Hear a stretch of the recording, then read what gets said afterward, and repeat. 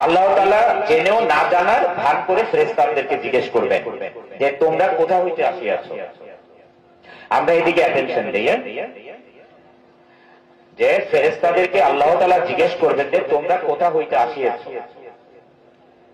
তখন ফেরেশতারা বলবেন যে হে আল্লাহ, আমরা অমুক মজলিস হইতে আসিয়াছি। তখন আল্লাহ তাআলা ফেরেশতাদেরকে আবারও জিজ্ঞেস করবেন যে ওই মজলিসে কি নিয়ে আলোচনা হচ্ছিল। যে হে আল্লাহ, ওইখানে আল্লাহ এবং রাসূল নিয়ে আলোচনা হচ্ছিল, আর রাসূলের সুন্নত এবং আল্লাহ তাআলার যে ফরজ আল্লাহ তাআলাকে নিয়ে আলোচনা হচ্ছিল। তখন আল্লাহ তাআলা আবার জিজ্ঞেস করবেন তারা কি আল্লাহকে দেখেছে। তখন ফেরেশতাগণ বলবেন যে হে আল্লাহ, তারা তো আল্লাহকে দেখেন না। তখন জিজ্ঞেস করবেন যে তারা যদি আল্লাহকে দেখতো তাহলে কি করত। তখন আবার ফেরেশতাগণ বলবেন যে তারা যদি আল্লাহকে দেখতে পাইতো তাহলে আরো তারা আল্লাহকে পাওয়ার চেষ্টা করত।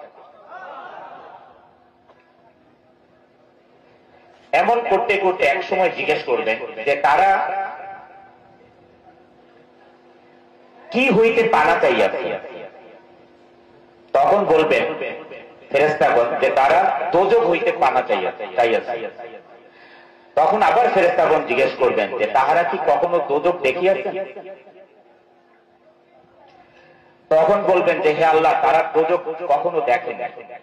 তখন আবার জিজ্ঞেস করবেন যে যদি তারা দোজখ দেখিত তাহলে কি করি। তখন বলবেন যে ফেরেশতাগণ যে তারা দোজখ থেকে পানা চাইতে এবং পলায়ন করত।